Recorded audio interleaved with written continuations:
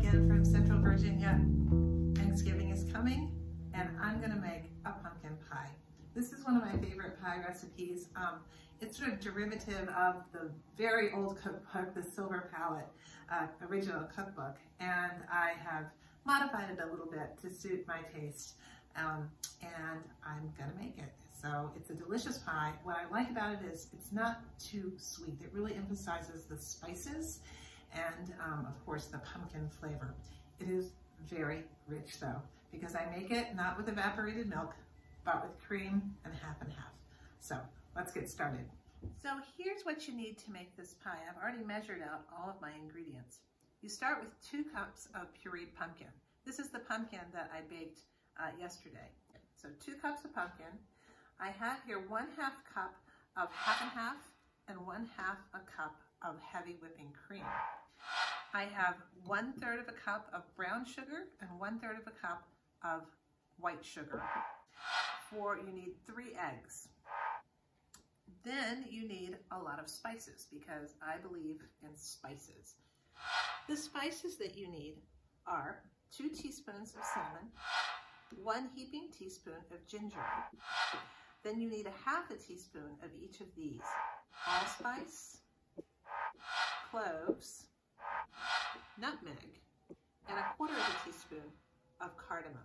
I've actually already mixed all of those, pre-measured and mixed all of those up together. The first step of this is simply to crack the eggs, which we'll do here. 3 eggs. Did I mention 3 eggs? You need 3 eggs. 2. Save those eggshells for your compost or your garden. I've got my 3 eggs cracked. I'm going to add my cream and my sugar and my pumpkin. The spices, everything all in one pot here, and just a pinch of salt, just a pinch. I'm going to take this and mix it with an electric mixer until everything is well blended. I have preheated my oven at 425 and I'm going to be using 1 pie crust shell.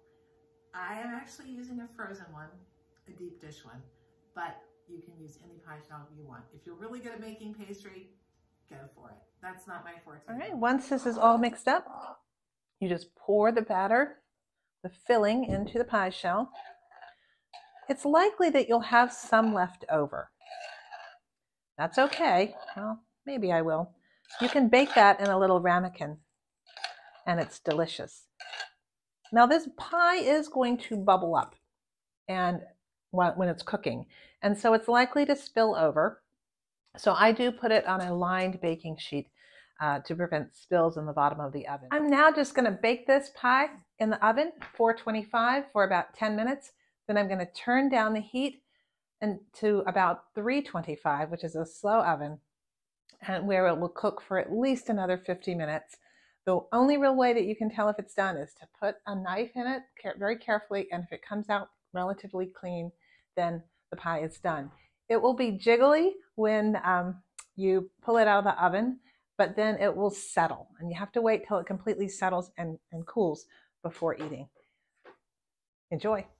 Well, thanks so much for watching. I hope if you celebrate Thanksgiving in the United States that you have a wonderful Thanksgiving, and hug your friends and your loved ones. Take care. Bye.